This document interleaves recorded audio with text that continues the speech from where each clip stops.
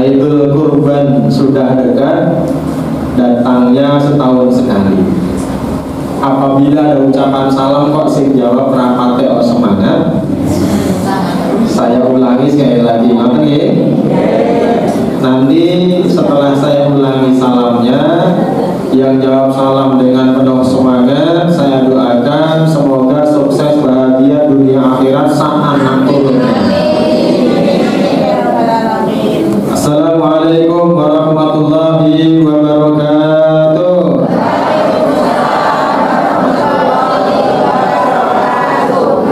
Alhamdulillahirabbil alamin. Alhamdulillahilladzi anzala sakinata fi qulubil mu'minin liyazdadu imanan wa imanihim. Asyhadu an la ilaha illallah wahdahu la syarika lah wa asyhadu anna Muhammadan abduhu wa rasuluhu la nabiyya ba'dah. Allahumma salli ala Muhammad wa ala alihi wa sahbihi ajma'in, amma ba'du. Faqad qala Allah ta'ala fi kitabihil karim, a'udzu billahi minasy syaithanir rajim. Bismillahirrahmanirrahim. Ya ayyuhalladzina amanu taqullaha wal tanzur nafsum ma qaddamat lighad wattaqullaha innallaha khabirum bima ta'malun. Wa qala Nabi sallallahu alaihi wasallam, ma min ayyamin al-amalus salih fihinna ahabba ila Allah min hadhihi al-ayyamil ashr. Qala wala jihadu fi sabilillah ya Rasulullah. Qala wala jihadu fi sabilillah illa rajulun kharaja bi nafsihi wa malihi wa lam yarji min zalika bi syai'in. Rawahul Bukhari. Sadaqallahul azim wa kama qala Rasulullah sallallahu alaihi wasallam. Bapak pimpinan daerah IPHI Karanganyar yang kami hormati, dan seluruh pengurus IPHI baik daerah, kabupaten maupun kecamatan yang kami hormati juga, dan seluruh bapak-bapak, ibu-ibu, haji dan hajah yang insya Allah dimuliakan dan dirahmati oleh Allah Subhanahu wa Ta'ala. Pertama dan paling utama, mari sama-sama kita panjatkan syukur kehadiran Allah Subhanahu wa Ta'ala. Masya Allah, pagi hari ini saya yakin panjenengan punya kesibukan semuanya. Kira-kira iki sing lungguh pemrike mikir aku jagung jam piro. Kira-kira Bapak nggih ngoten selain acara ngene, tapi kok panjenengan bisa menyempatkan duduk dalam majelis taklim. Masya Allah, saya doakan seluruh yang hadir nanti meninggal dalam keadaan husnul khatimah. Insya Allah. Dan siapapun yang hadir nanti pulangnya bawa oleh-oleh. Oleh-olehnya selain panjenengan senake gawa mantuk, panjenengan nanti juga gimbol pahala. Yang pahala yang dengan gimbol itu Masya Allah khairu min alfi rokaatin, lebih baik, lebih bagus daripada 1000 rakaat sholat sunnah. Amin Allahumma. Saya yakin kok Bapak Haji, Bu Hajah ini dereng enten sing nate sholat sunnah 1000 rakaat. Enten mboten Bu? 1000 dereng enten. Bapak-bapak 100 rakaat pun tahu dereng Pak? Ibu-ibu 100 rakaat biasanya kuat-kuat dulu Bu? Wah, nek kula nggih gandeng santri. Wah, santri niku dididik pondok pesantren kon mujahadah beliau. Niku nek mung 100 rakaat apa 1000 rakaat, Masya Allah, kula nggih dereng tahu. Kami mawon nggih. Pemeneh kok 1000 rakaat napa 100 rakaat Pak Ustaz? Salat tarawih mawon sing 11 rakaat, nek imame rada dawa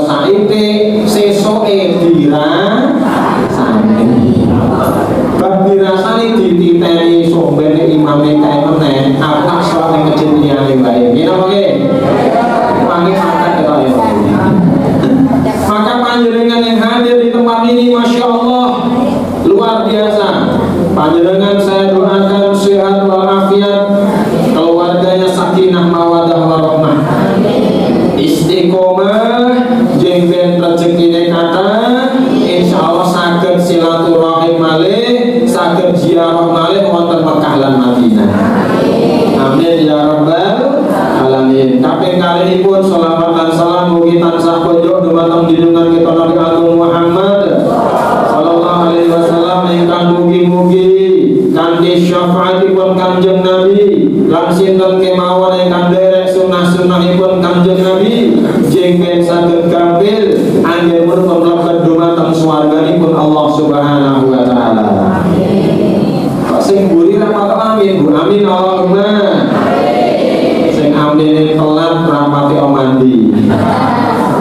Hadirin rahimakumullah, Masya Allah. Ini untuk mengawali kajian kita jenengan kalau jak sholawatan riyen purun boten Bu?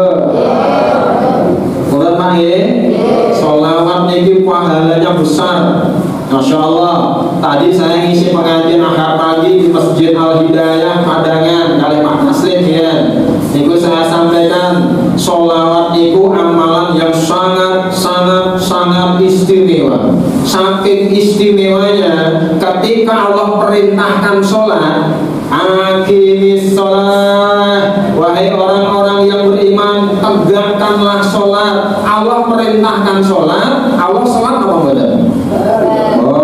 Kalau kita sholat untuk kepada Allah, Allah perintah sholat tapi Allah tidak sholat. Ketika Allah perintah puasa, ya ayyuhalladzina amanu kutiba alaikumusiyam, wahai orang-orang yang beriman, diwajibkan kepada kalian berpuasa. Allah puasa betul? Betul dong, puasa kita untuk Allah. Ketika Allah perintah zakat, wa aqimus shalah wa atuz zakah, tegakkanlah sholat dan bayarkanlah zakat. Allah perintahkan zakat, tapi Allah zakat betul? Ketika Allah perintahkan haji, kita diperintahkan haji bagi yang mampu untuk berangkat ke Mekah, Madinah, Masya Allah. Allah haji betul? Apa yang haji Allah? Kita haji kepada Allah. Tetapi ketika masalah sholawat sekalian, ketika masalah sholawat perhatikan baik-baik. Sebelum Allah perintahkan, Allah sudah mengerjakannya.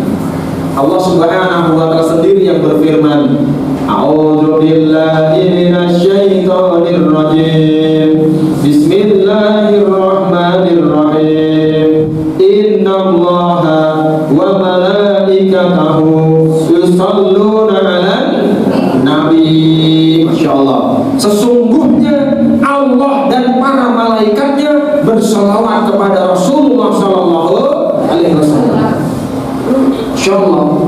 Jadi ketika Allah bersolawat kepada Rasulullah, malaikat dengar, malaikat tahu, ikut bersolawat. Allah dan para malaikat yang bersolawat kepada Rasulullah, maka ya ayyuhalladzina amanu sallu alaihi wa sallimu taslima. Wahai orang-orang yang beriman, bersolawatlah kalian kepada Rasulullah dengan salam dan penghormatan yang terbaik. Amin Allahumma. Nanti kita syirannya eling-eling sira manungsa. Nanti saya syiran dulu dengan jawab sholawat. Sholatullah salamullah. Yang semangat saya doakan makin sehat pulang dari sini. Kalian eling-eling sira manungsa, tamanono anggonmu ngaji, mumpung turun ketekanan malaikat curupati. Maka salatullah salamullah ala toha rasulillah salatullah salamullah ala yasin habibillah. Tumrap sira kabeh manungsa, kelem ra kelem bakal dikawa, diklambeni sandangan putih, yen wis budal ora bisa iso mulih. Maka salatullah salamullah ala Tuhan Rasulillah salatullah salamullah ala yasin habibillah tumpahane kereta dawa rada papat rupa manungsa jujugane omahku tanpa bantal tanpa krasa salatullah salamullah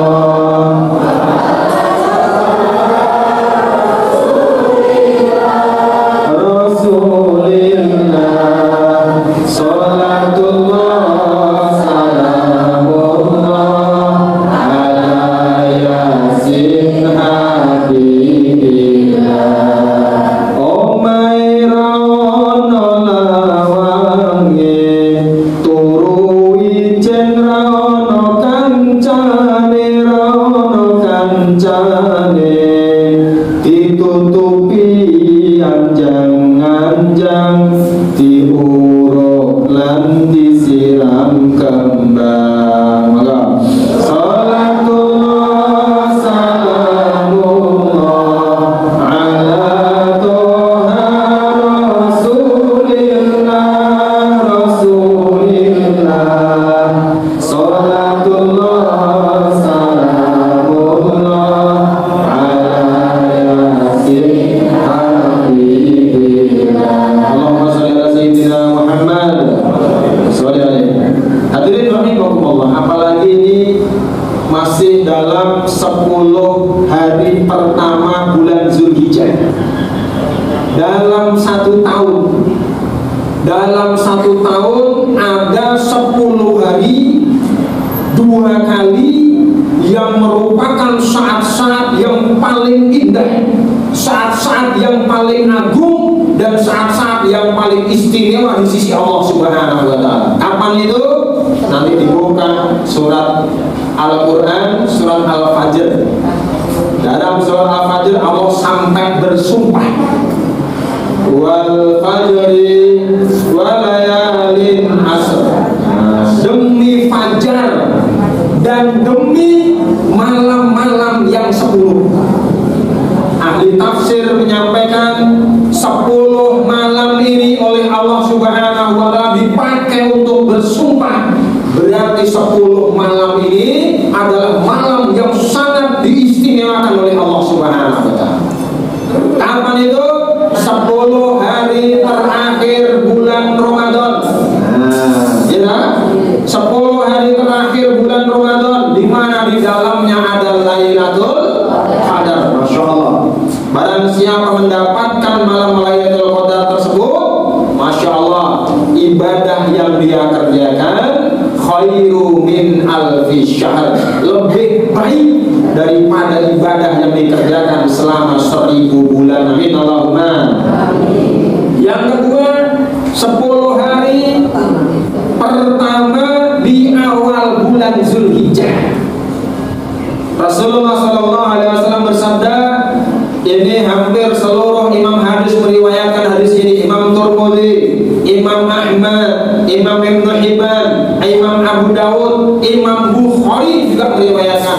Hadisnya sahih. Maka yang saya sampaikan ini redaksinya Imam Al-Bukhari. Rasulullah SAW bersabda, ma min ayyamin al-amalus salih fihinna ahabbu ilallah min hadhil ayyamul ashrin. Tidak ada hari-hari di mana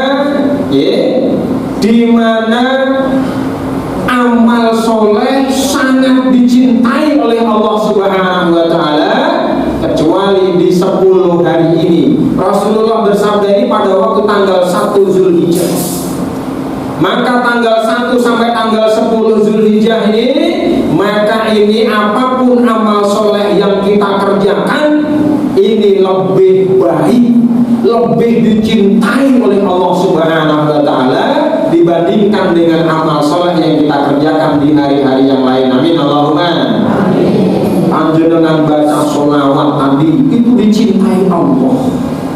Panjenengan baca subhanallah walhamdulillah wa la ilaha illallah wallahu akbar, itu dicintai Allah dibandingkan dengan amal-amal soleh yang lain dikerjakan selain itu. Masya Allah.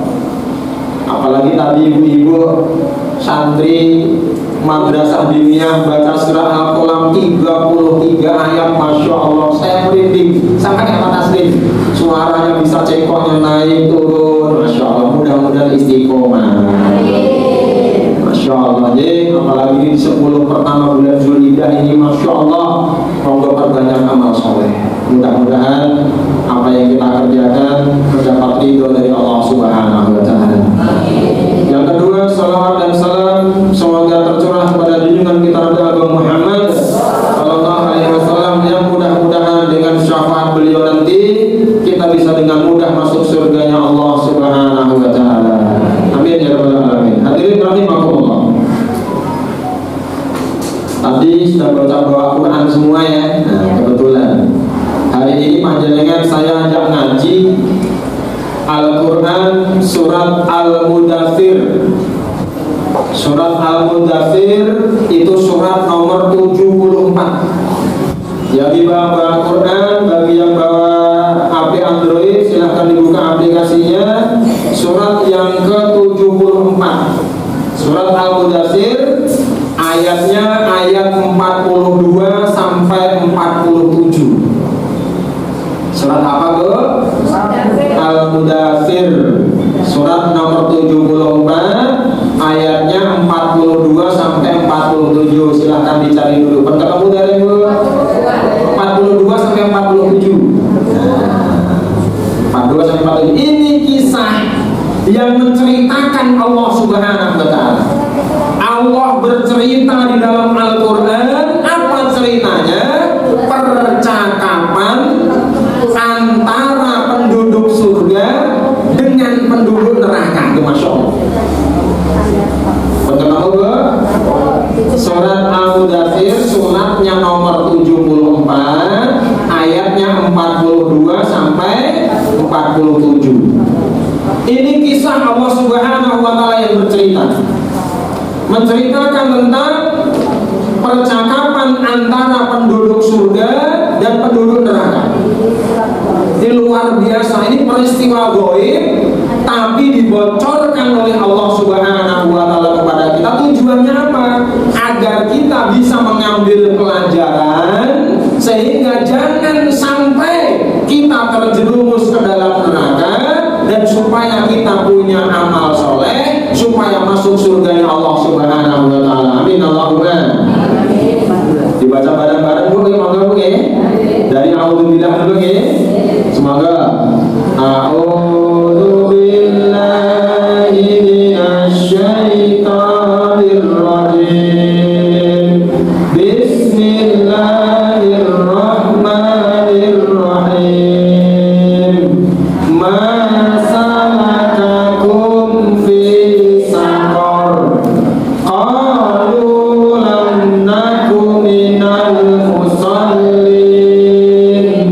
wa lam naku nut'imul miskin wa kunna nakhudu ma'al khaidin wa kunna nukadzibu biyaumiddin hatta atana al-yaqin. Subhanallahirrahmanirrahim. 47. Terjemahannya Allah Subhanahu wa Ta'ala, ini saya terjemahkan bebas biar jenengan lebih mudah memahaminya. Ketika penduduk surga diizinkan Allah Subhanahu wa Ta'ala untuk berbicara, untuk bercakap-cakap, untuk ngobrol dengan penduduk neraka. Dalam tafsir Ibnu Katsir dijelaskan, salah satu tujuan Allah memperbolehkan ahli surga berbicara dengan ahli neraka, diperlihatkan bagaimana penduduk neraka, itu salah satu tujuannya adalah untuk menambah rasa nikmat dan rasa syukur para penduduk surga. Mudah-mudahan panjenengan semua termasuk di dalamnya. Jadi nek panjenengan lagi seneng, panjenengan lagi entuk nikmat, kok dituduhke Gusti Allah kae lho. Wong kae entuk siksa, wong kae entuk rekoso, panjenengan tambah bersyukur lagi, alhamdulillah. Dan untuk orang-orang yang penduduk neraka, ketika mereka diizinkan untuk bertemu dan berbincang-bincang dengan para penduduk surga, ini tujuan Allah Subhanahu wa Ta'ala untuk menambah penderitaan para penduduk neraka. Ben kuapok, ben rasane sisan. Lagi susah-susah, lagi wangel-angel, lagi rekoso-rekoso, kok dipameri wong sing penak-penak. Tambah rekoso lho. Kosong batin tambah susah, tambah sedih. Monggo ini. Ini isi percakapannya adalah penduduk surga bertanya kepada penduduk neraka. Jadi ketika diizinkan berbincang-bincang, Bu, yang pertama ditanyakan para penduduk surga, bahwa ini kok piye kabarmu? Ngono nggih? Piye kabarmu saiki? Tapi dalam redaksinya Allah Subhanahu wa Ta'ala, Allah catat dalam Al-Qur'an, penduduk surga bertanya kepada penduduk neraka, masalakakum fi saqar, apa yang menyebabkan kalian sampai terjerumus, sampai masuk, sampai disiksa di dalam neraka Sakor. Di sini intinya Allah ingin menyampaikan kepada kita melalui penduduk surga yang bertanya kepada penduduk neraka, apa yang menyebabkanmu? Apa yang kamu lakukan kok sampai-sampai kalian masuk ke nerakanya Allah Subhanahu wa Ta'ala? Tujuannya apa? Biar kita yang membacanya, biar kita yang tahu ceritanya bisa menghindari hal tersebut. Ternyata dari jawaban ahli neraka ini nanti kita dapati ada 4 hal yang menyebabkan mereka terjerumus ke dalam neraka. Berapa, bukan? 4. Yang pertama, penduduk neraka ketika ditanya oleh penduduk surga, apa yang menyebabkan kalian sampai masuk neraka? Penduduk neraka menjawab, 1, qalu lam nakum minal musallin. Kami ketika di dunia tidak termasuk dalam golongan orang-orang yang menegakkan sholat. Redaksinya Allah Subhanahu wa Ta'ala, ini bukan mengerjakan sholat, bukan. Tapi penduduk neraka tersebut menjawab, kami ketika waktu di dunia tidak termasuk orang-orang yang menegakkan sholat. Yang kedua, walam nakun nut'imul miskin, dan kami nalika ning donya, kami ketika di dunia, kami tidak termasuk orang-orang yang memberi makan kepada fakir miskin. Nek basa snagene, aku nalika ning donya ndek dadi wong cetil. Kula ngomong cetil ora kok banter Bu, nek krungu wong iki lho. Mriki basa cetil napa, Bu? Sama nggih? Cetil, medhit, pelit. Nah, bakhil. Nah, mudah-mudahan wong ora mangkat iki. Yang ketiga, ternyata yang kedua yang menyebabkan mereka masuk neraka, dadi wong cetil, dadi wong pelit. Ya kan pernah saya kasih ilmu kan, nek pengen mlebu swarga, dalile gampang mawon, rasa dalil Arab, dalil Jawa mawon, kun lo manan, wa meditan. Dadi ya wong lomo, aja dadi wong medit. Insyaallah masuk surga. Amin Allahumma. Apa mboten dalile, Bu? Kun lomanan, kun lomanan wala takun meditan. Kok nek kok itu mau omah kali putune kali anake kali tanggane budhe mau pengajian ning IPHI intine apa? Ustate ngeki dalil Jawa. Ben iso mlebu swarga dalile kun lomanan wala takun meditan. Gampang mawon adik dalil Arab ya ora apal-apal gitu. Dadi ya wong loman aja dadi wong medit. Insyaallah mlebu surga. Ini wong medit mlebu neraka. Iki sing cerita wong neraka dhewe. Ngira apa ki? Sing cerita mboten kula ketika ditekoki apa kok pengen mlebu neraka, den aku cetil. Mulane jenengan sing duwe cetil, sing duwe sifat medit ndang mawiya. Yang ketiga, penduduk neraka menjawab, apa yang menyebabkan kami masuk neraka? Dia menjawab, wa kunna nahudu ma'al khaidin. Ketika kami di dunia, kami tidak mampu menjaga lisan kami. Ini yang ketiga ini. Jadi ketika di dunia kami tidak mampu menjaga lisan kami.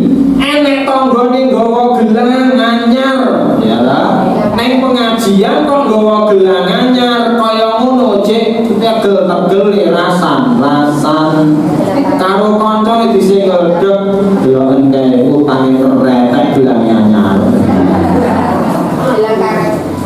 Nek jenengan langsung kelingan omongane Pak Ustaz dino niki, ternyata yang menyebabkan masuk neraka itu tidak mampu menjaga lisan. Wis menang-menang resep. Nek jenengan tetap kesetrum juga, jenengan malah jawab, "Lah iya, utangku dia 10.000 di sahur." Delalah Bu RT yo lali ayat iki malah melu nimbrung sing apa utangin mereka bilangnya hanya, oh kowe ora ngerti ya. Iku lah aku ngerti tukune kae dudu gelang emas. Berikan teman-teman sing ngoten niku.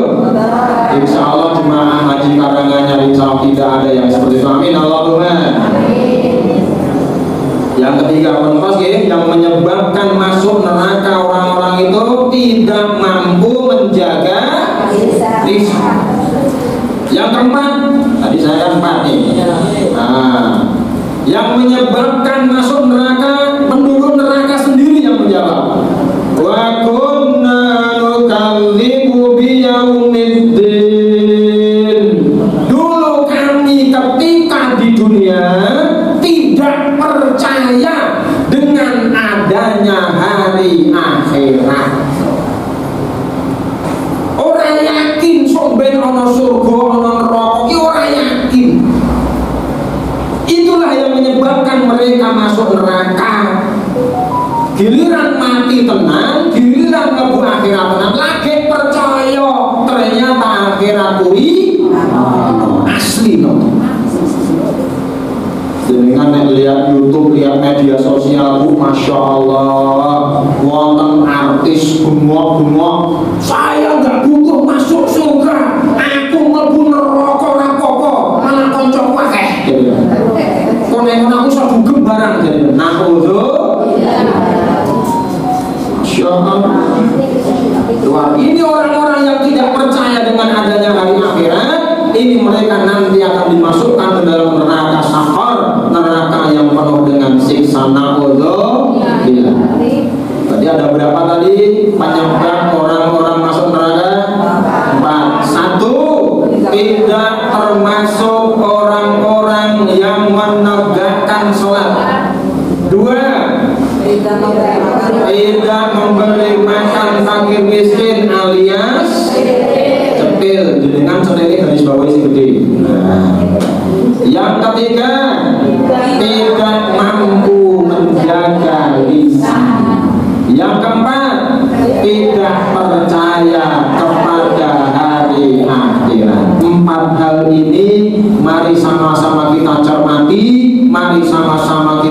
hayati jangan sampai ada dalam diri kita, sehingga mudah-mudahan kita masuk surganya Allah Subhanahu wa taala.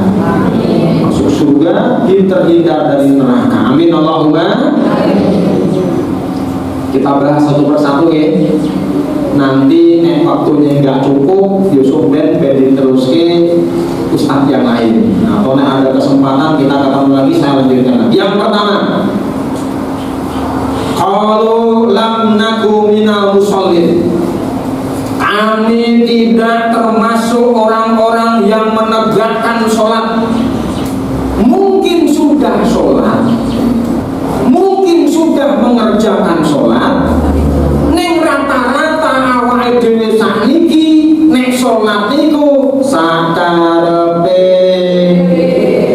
sageleme sak isone sageleme dhewe sakarepe dhewe sageleme dhewe sak isone dhewe. Hati-hati. Ini yang menyebabkan kita nanti jangan-jangan terjerumus ke dalam neraka gara-gara kita tidak mampu menjaga untuk menegakkan sholat. Kita hanya baru mampu mengerjakan sholat. Pak Ustaz, apa bedanya mengerjakan dan menegakkan? Saya sampaikan dulu. Di dalam Al-Quran, perintah sholat, ketika Allah memerintahkan tentang sholat, Allah tidak pernah menggunakan kata, tidak pernah menggunakan redaksi amilus sholah, ya'maluna sholah, yaf'aluna sholah, tidak pernah. Kerjakanlah sholat, tidak pernah.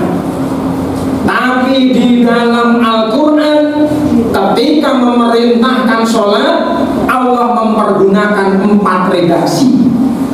Aqimus sholah, aqimis sholah, yuqimunas sholah, hafizu ala sholat.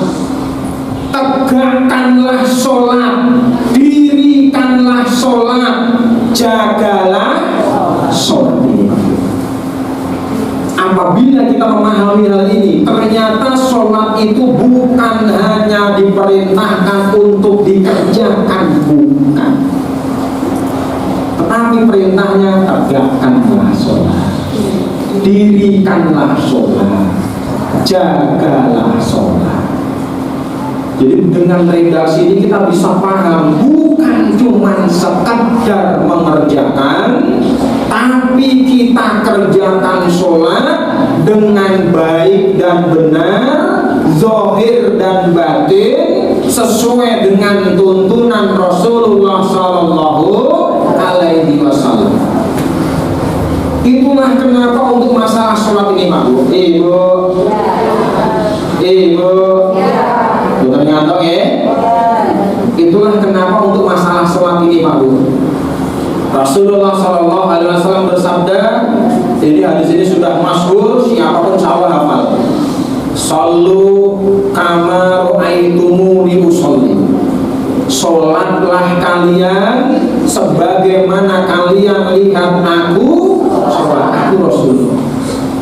Jadi ketika Rasulullah bersabda seperti ini, sallu kama ra'aitumuni usolli, para sahabat Rasulullah Sallallahu Alaihi Wasallam belum berani sholat sebelum lihat bagaimana Rasulullah sholat. Panjenengan kan tahu kan, banyak perawi-perawi hadis itu saking Rasulullah itu, para sahabat itu ingin anak-anak mereka mendapatkan ilmu dari Rasulullah SAW. Itu berlomba-lomba untuk menyerap ilmu dari Rasulullah.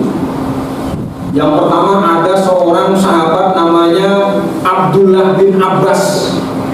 Ini anaknya, putranya Abbas bin Abdul Muthalib, pamannya Rasulullah sendiri. Punya anak namanya Abdullah bin Abbas.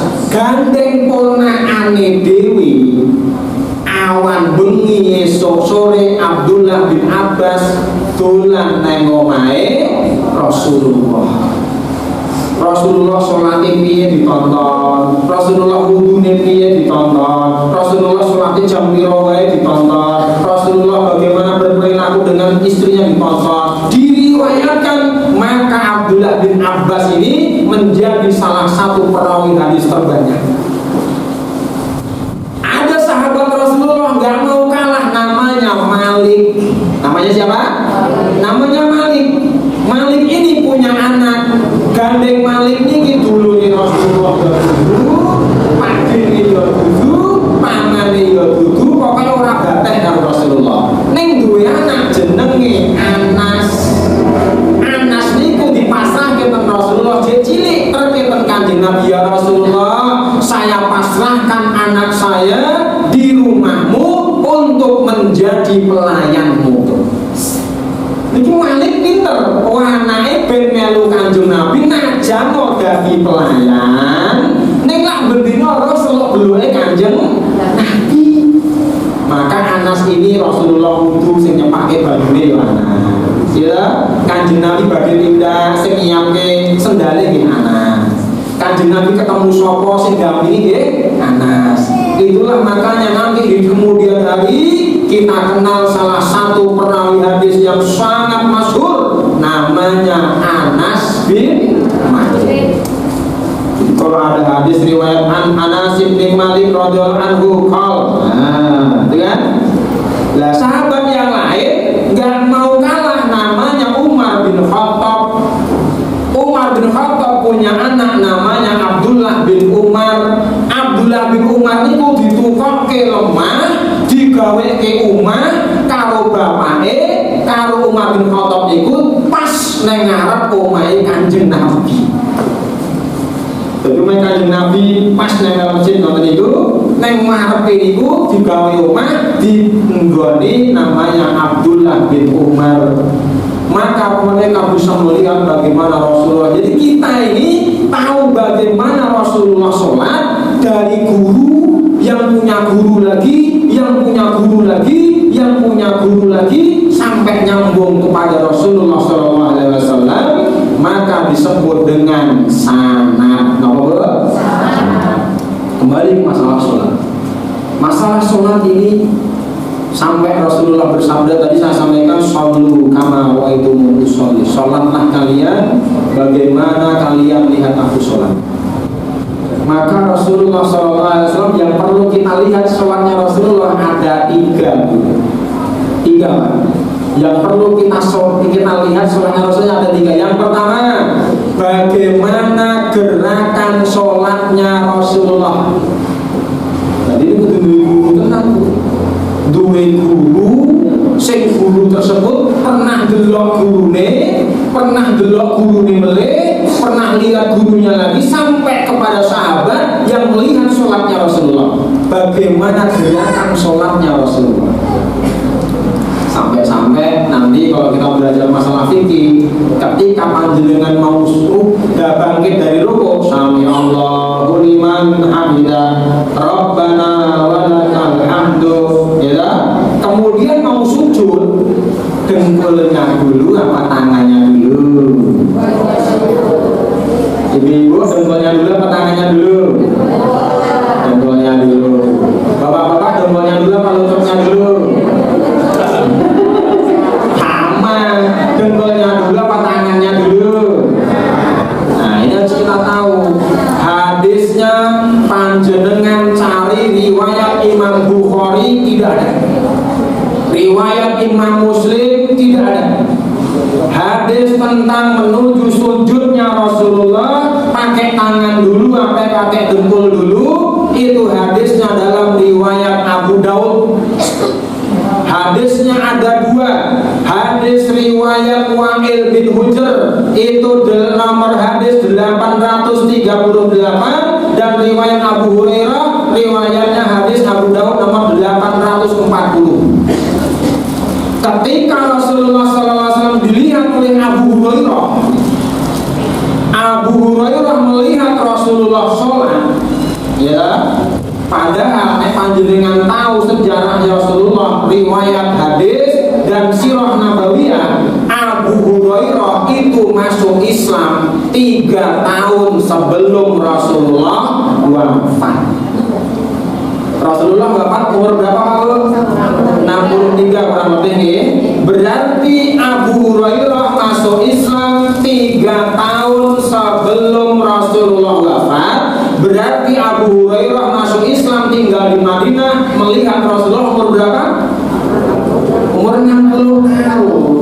Ketika Rasulullah umur 60 tahun dilihat oleh Abu Hurairah, Rasulullah bangkit dari rukuk, sami Allahu liman hamidah, Rabbana walakal hamdu. Rasulullah sujudnya pakai tangan dulu. Pakai apa? Pakai tangan dulu. Hadisnya sahih. Tetapi hadis yang kedua, hadis riwayat Wa'il bin Hujr. Kita baca masalah ini dikit ya. Riwayat Wa'il bin Hujr radhiyallahu anhu. Wa'il bin Hujr ini masuk Islam sejak di Mekah.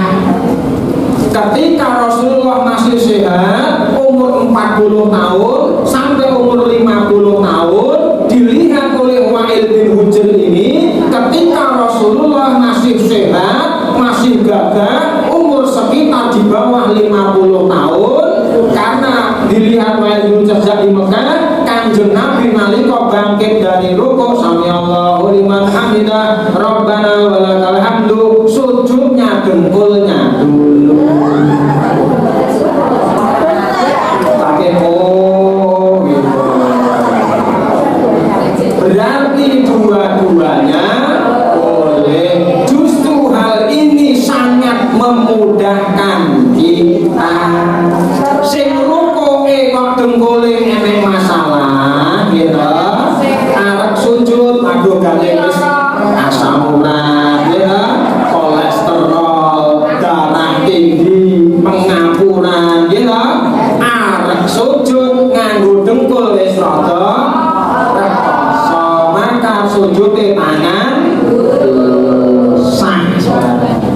Ya, nalika panjenengan masih sehat, belum ada masalah di dengkulnya, belum ada masalah di lututnya, panjenengan masih gagah nek kuat, sujudé dengkule piye. Paham niku? Berarti nganggo tangan riyen boleh, nganggo dengkul riyen boleh, sing ora oleh niku bathuke dhisik. Ini masalah fikih, masih panjang lagi, belum masalah yang lain, ya. Nah, maka yang gerakan Rasulullah dengan pelajari betul. Nanti IPHI, nanti Pak Jatniko, Pak Taslimin nanti bisa mengundang ustadz yang ahli fikih.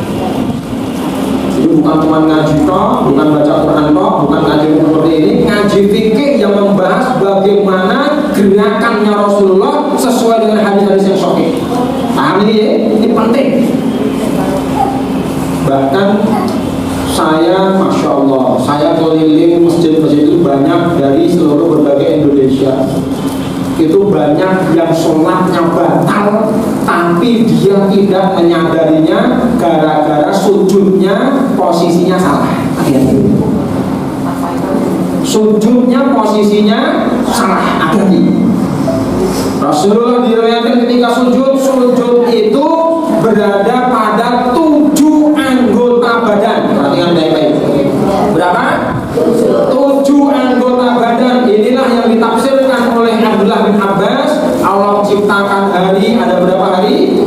7 hari. Ketika Allah turunkan Al-Quran 30 juz, dirangkum dalam surat Al-Fatihah. Al-Fatihah berapa ayat? 7 ayat. Ketika Allah memerintahkan kita haji ke Mekah, ke Baitul Haram, panjenengan tawaf keliling Ka'bah, tawafnya berapa kali? 7 kali. Ketika panjenengan melihat langit, di langit itu Allah Subhanahu wa Ta'ala sampaikan bahwa di langit itu ada berapa lapis? 7 lapis. Ketika panjenengan menginjak bumi, buminya berapa lapis? 7 lapis. Itulah makanya panjenengan yang doyana anake zaman biyen ibu kula nggih itu anak 6 yang itu alhamdulillah. Soalnya zaman biyen banyak anak, banyak rezeki. Nek bocah-bocah sakniki ora wani. Soalnya prinsip mereka nek zaman biyen iya Pak Ustaz, banyak anak, banyak rezeki. Nek zaman saiki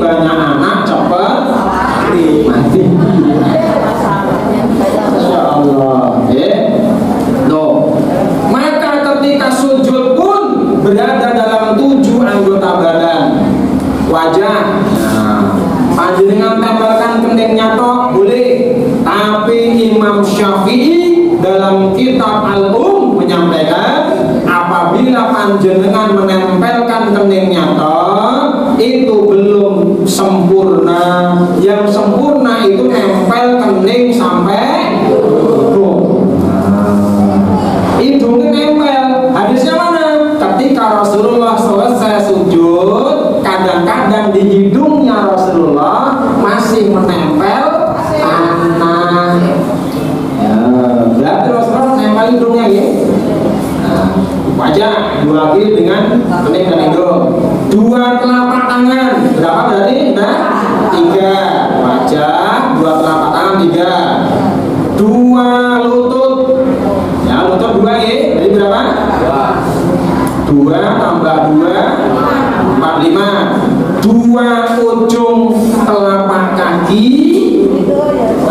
ditegakkan menghadap kiblat. Berarti berapa? 7.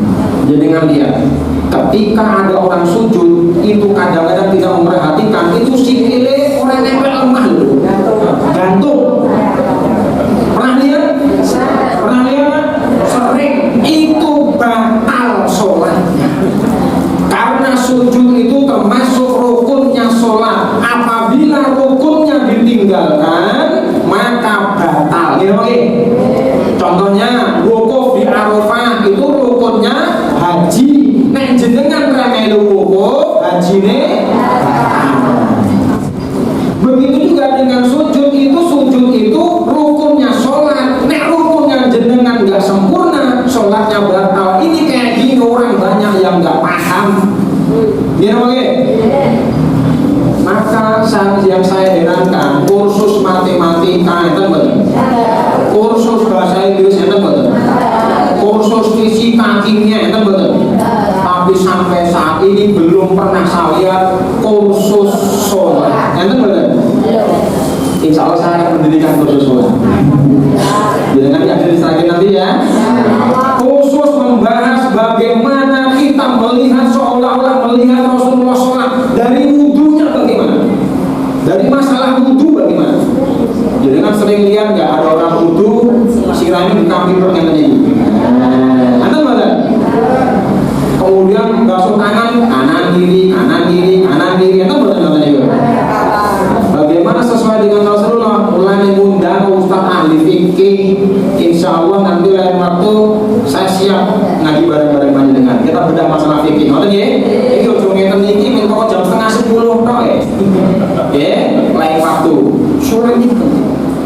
Gerakannya. Yang kedua, bacaannya.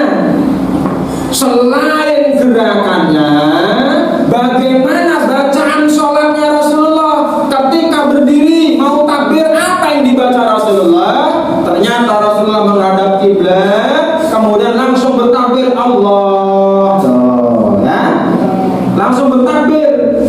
Pak Ustadz, terus nawaitu ini pripun? Nah, nawaitu itu bagi yang pakai monggo, bagi yang pakai, bagi yang tidak pakai ya monggo. Soalnya apa? Nawaitu itu sebelum sholat. Jenengan sebelum sholat ngombe dangan saudara. Panjenengan sebelum sholat mangan arep-arep mangsal bener.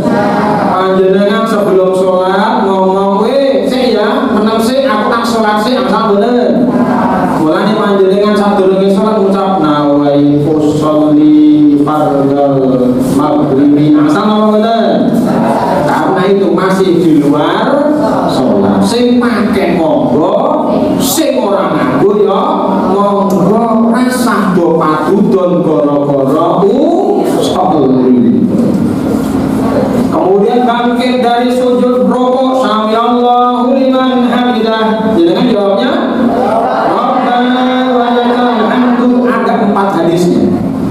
Ada 4 hadisnya. Sudah panjang. Ketika baca Al-Fatihah, imam baca Al-Fatihah, bismillah diwaca apa bener? Baru masalah bacaan itu panjenengan harus paham. Ketika bahas masalah bismillah, itu hadisnya ada 70 hadis.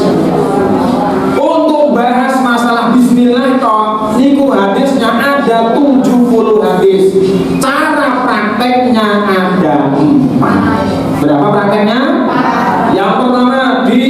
awal-awal kenabian Rasulullah menerima perintah sholat di Mekah kurang lebih sekitar tahun ke-10 kenabian. Ada yang mengatakan tahun ke-5, ada yang mengatakan tahun 10. Nah itu Isra Mi'raj ya. Nah jangan silahkan belajar sirahnya. Maka Rasulullah ketika itu sholatnya langsung Alhamdulillahirabbil alamin. Karena ayat tentang Bismillahirrahmanirrahim belum. Jadi langsung Alhamdulillah. Jadi praktek yang pertama Bismillah orang dibaca. Belas tidak dibaca. Yang kedua, ketika Rasulullah SAW hijrah ke Madinah, kemudian turun ayat Al-Quran makin banyak lagi. Ada ayat yang Bismillahirrahmanirrahim. Itu ketika Allah bercerita tentang Nabi Sulaiman. Nabi Sulaiman kirim surat neng Ratu Bilqis. Ketika dibuka isinya Bismillahirrahmanirrahim. Sejak itu Rasulullah SAW ketika sholat Bismillahirrahmanirrahim, Alhamdulillahirabbil alamin, dibaca Bismillahnya. Sudah dua ya. Rasulullah juga pernah kedapatan di rakaat pertama baca Bismillah, Bismillahirrahmanirrahim, Alhamdulillahirabbil alamin, Ar-Rahmanirrahim. Di rakaat kedua dan selanjutnya Bismillahnya tidak dibaca. Sudah berapa? 3. Yang keempat, pernah juga para sahabat Rasulullah di belakang mendengar Rasulullah mengucap Bismillah alon-alon, sir namanya. Bismillahirrahmanirrahim, Alhamdulillahirabbil alamin. Itu ya. Jadi berapa pelaksananya? Itu lagi masalah Bismillah. 70 hadis prakteknya ada. Kemudian ketika Samiallahu liman hamidah, jangan jawabnya Rabbana walakal hamdu. Pak Ustaz, boleh nggak kita ketika imam Samiallahu liman hamidah awake dhewe melu-melu Samiallahu liman hamidah? Boleh, tapi tidak benar. Paham ya? Soalnya ketika Samiallahu liman hamidah itu sebenarnya imam sedang mengingatkan Allah Maha mendengar siapapun yang memujinya. Jenengan sing krungu imam ngoten niku, Allah Maha mendengar siapapun yang memujinya. Jenengan jawab Rabbana wa lakal hamdu. Duh Tuhan kami, segala puji bagi Engkau. Bahkan ada di belakang Rasulullah ketika Rasulullah Samiallahu liman hamidah, enak sing jawab Rabbana wa lakal hamdu hamdan katsiran thayyiban mubarakan fih. Masyaallah. Rampung salat diceluk Kanjeng Nabi. Man qail, sapa mau sing ngomong mau? Celuk rene. Ning mboten disengeni. Malah diomongi aku melihat kowe mau ngucap Samiallahu liman Rabbana wa lakal hamdu hamdan katsiran thayyiban mubarakan fih. Masyaallah. Itu aku melihat lebih dari 30 malaikat rebutan pengen nyatet amalmu. Alhamdulillah. Ini baru bacaan belum yang lain. Ya dia ngaji fikih nih. Kok makin nambah lagi. Yang ketiga, yang paling penting nih, yang jarang ini. Awake dhewe kadang-kadang ning sibuk padudon berdebat masalah rukuke piye, sujute tangan sik pedengkul sik, ya ta? Nganggo kunut apa? Ora, nganggo bismillah apa?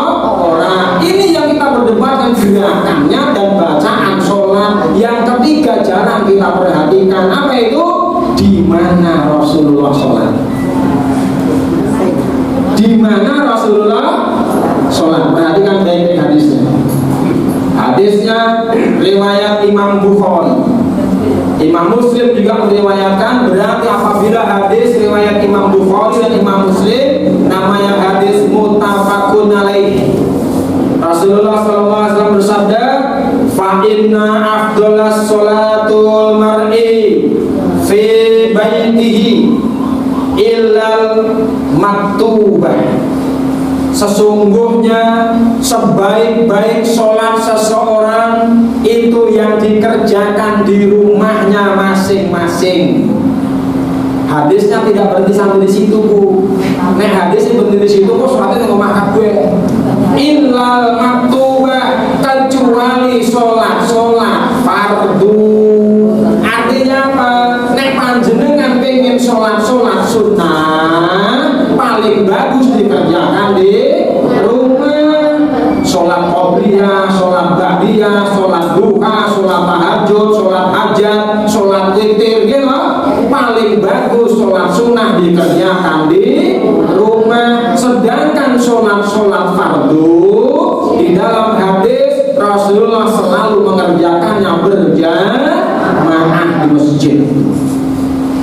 Jadi ini awake dhewe pengen nyontoh Kanjeng Nabi, shollu kama ra'aitumuni usolli, sholatlah kalian sebagaimana kalian lihat aku sholat. Rasulullah sholatnya piye, gerakane piye, bacaane piye, sholatnya Rasulullah neng endi. Rasulullah nek sholat sunnah teng omah, nek sholat fardu teng masjid. Paham nih?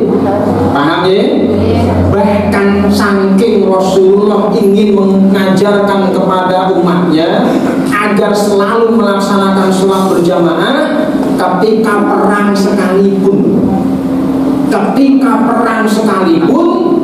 padahal musuh neng kono ngantil leno mati.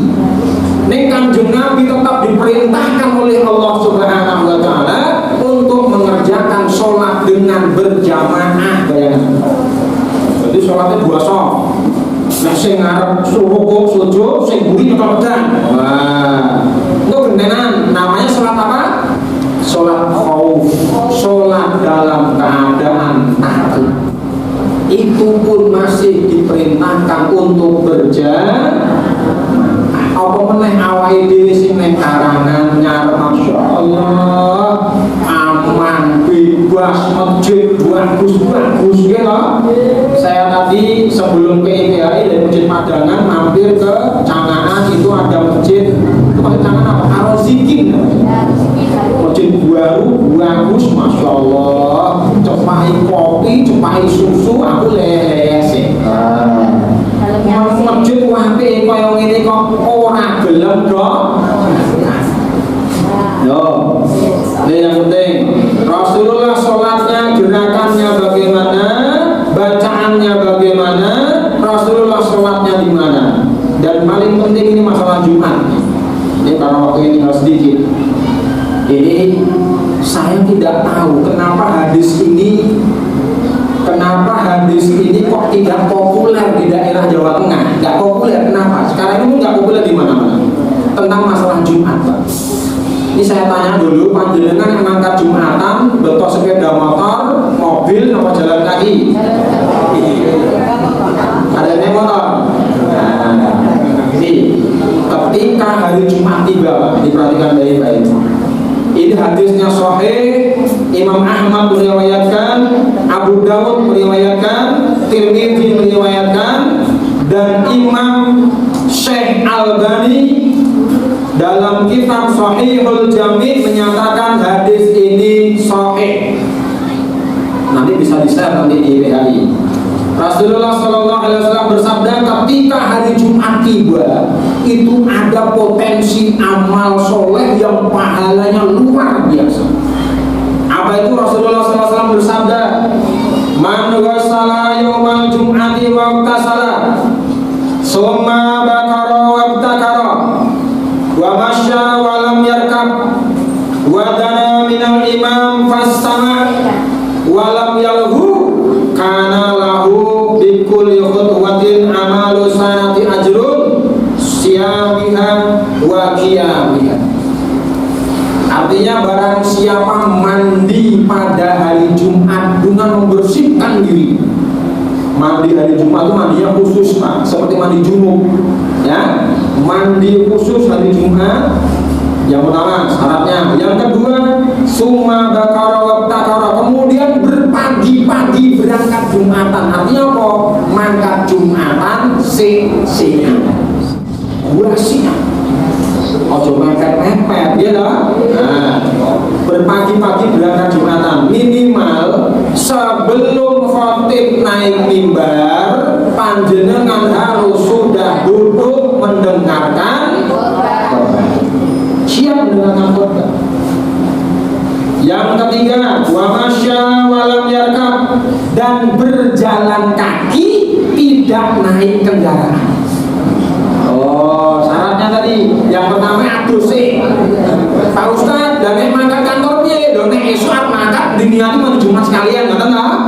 Yang kedua, berpagi-pagi sik-sikan minimal khotib rum naik mimbar, kita sudah duduk di masjid siap mendengarkan khotbah. Yang ketiga, jalan kaki tidak naik kendaraan. Yang keempat, wadana minal imam fastami, dan mendekat kepada imam alias maju, orang buri dewi kalau sender. Enten lagi cuma masjid kok mangkat Jumatan manggone buri dewi kalau leye-leye. Ya kan? Ini kan harus yang keempat ini mendekat kepada mimbar, mendekat kepada imam, mendekat kepada khotib dan mendengarkan khutbahnya. Berarti 4, 5 mendengarkan khutbah. Kadang-kadang kan bukan saya ketua. Dari imam munggah, assalamualaikum warahmatullahi wabarakatuh. Dia mau contoh bismika Allahumma ya bismika. Saya kan jadi khotib di mana-mana. Tak delok imam khotbah kok dhewe nganti sing ngorok. Yang keenam, walam yalhu, tidak berbuat sia-sia, orang ngomongan, orang nyekel tasbih, dolanan tasbih, orang main HP, ya, mendengarkan khotbah. Barang siapa yang bisa melakukan 6 hal ini di hari Jumat. Apa itu 6 hal? Yang pertama adus, yang kedua berangkat gasi, ya. Yang ketiga jalan kaki tidak naik kendaraan. Yang keempat mendekat kepada imam. Yang kelima mendengarkan khotbah. Yang keenam tidak berbuat lago atau sia-sia. Kata Rasulullah, barang siapa bisa mengerjakan ini, maka setiap langkahnya dicatat pahala ibadah 1 tahun. Amin Allahumma. Setiap langkahnya dicatat pahala ibadah 1 tahun, yang siangnya berpuasa, malamnya untuk qiyamul lail. Bayang. Pak Taslimin dari masjid, dari rumah ke masjidnya kira-kira berapa langkah? Jenengan itu ada 1000 langkah. Nek panjenengan punya 6 syarat ini tadi, panjenengan punya amal soleh yang pahalanya 1000 tahun ibadah. Hadisnya sahih dalam kitab Sahihul Jami. Paham kali? Tapi Masya Allah dimanapun tempat sing melonggung hadis ini apa tidak populer atau belum disampaikan ya. Setiap saya khutbah di mana gitu parkirannya kebuan, nanti bunyi nanti bangun nanti dalam berarti wong kuwi do numpak pada nek gelem mlaku 1 langkahnya 1 tahun ibadah. Pak Ustadz, rumah saya jauh Pak Ustadz. Kalau rumahnya jauh, itu panjenengan bisa akali parkir rodo. Ben supaya jenengan untuk pahala jalan kakinya tadi. Khusus untuk hari Jumat. Kalau untuk sholat duhur, asar, maghrib, isya, subuh, monggo naik kendaraan nggak masalah. Ini hadisnya khusus untuk hari Jumat. Jalan kaki tidak naik kendaraan.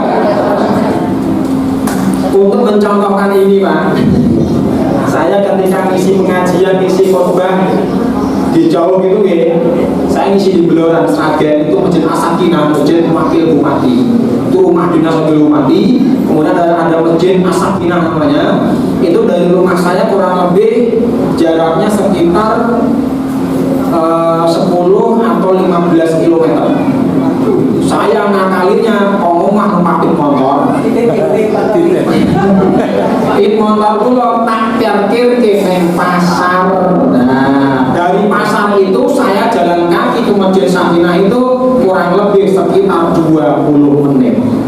Pernah tak hitung 1, 2, 3, 4 kesel dhewe lho ngitungnya. Berarti wakeh ya. Ini ilmu ya. Masjid masih banyak lagi yang harus saya sampaikan. Dan ketika panjenengan masuk masjid, masjid itu sebuah nama yang memberi nama siapa? Allah langsung. Di dalam Al-Quran, itu kata masjid diulang sebanyak 28 kali. Kata masjid diulang sampai 28 kali. Itu di dalam kitab tafsir dijabarkan ternyata kata masjid itu yang memberi nama Allah itu terdiri dari 4 huruf. Berapa huruf kan? Terdiri dari 4 huruf. 4 hurufnya itu huruf mim, huruf sin, huruf jim, huruf dal. Kenapa 4 huruf? Karena siapapun yang mau masuk ke masjid, siapapun yang mau datang ke masjid akan mendapatkan 4 janjinya Allah yang terangkum di dalam huruf masjid yang 4 tadi, huruf mim, huruf sin, huruf jim, huruf dal. Apa saja janjinya Allah tersebut bersambung. Dan penasaran dengan ben undang meneh. Dah mau Pak pembawa acaranya Pak Ustaz dah ngomong Pak Ustaz maksimal jam 9:30. Jadi ini muncul 5 menit. Berarti aku wis korupsi. Nah, kita bahas lagi ya. Kemudian terakhir mari sama-sama kita berdoa. Kita minta di sisa umur kita yang sebentar ini kita diberikan umur yang penuh berkah. Keluarga kita dijadikan keluarga yang sakinah mawaddah warahmah. Kita bisa istiqomah, masya Allah, menjaga seluruh ibadah dengan istiqomah. Mudah-mudahan kita juga bisa sempat silaturahim dan berziarah lagi ke Mekah dan Madinah. Hingga sampai meninggal dunia, dosa-dosa kita diampuni oleh Allah Subhanahu wa Ta'ala. Kita sudah siap untuk menggapai husnul khatimah. Al-Fatihah. A'udzubillahi minasyaitonir rajim. Bismillahirrahmanirrahim. Alhamdulillahirabbil alamin. Ar-Rahmanir Rahim. Maliki yaumiddin. Iyyaka na'budu wa iyyaka nasta'in. Ihdinas siratal mustaqim. Siratal ladzina an'amta 'alaihim ghairil maghdubi 'alaihim waladdallin. Amin. Allahumma shalli 'ala Muhammad wa 'ala ali Muhammad walhamdulillahirabbil alamin. Allahumma rabbana taqabbal minna innaka antas samiul alim wa tub 'alaina innaka antat tawwabur rahim. Allahumma ighfir lil muslimina wal muslimat wal mu'minina wal mu'minat al ahya'i minhum wal amwat innaka 'ala kulli syai'in qadir bi rahmatika ya arhamar rahimin. Allahumma ighfir lana wa liwalidayna warhamhum kama rabbayana shaghira wa lil mu'minina yawma yaqumul hisab. Rabbana hab lana min azwajina wa dhurriyyatina qurrata a'yunin waj'alna lil muttaqina imama. Allahumma ihdinas siratal mustaqim. Allahumma ihdinas siratal mustaqim. Siratal ladzina an'amta 'alaihim minan nabiyyin was-siddiqin was-syuhada'i was-shalihin wa hasuna ulaika rafiqa. A'udzu bikalimatillahi tammati min syarri ma khalaq. Rabbana atina fid dunya hasanah wa fil akhirati hasanah wa qina adzabannar. Wa sallallahu ala sayyidina Muhammadin nabiyil ummi wa ala alihi wa sahbihi ajma'in. Subhana rabbika rabbil izzati amma yasifun wa salamun alal mursalin walhamdulillahi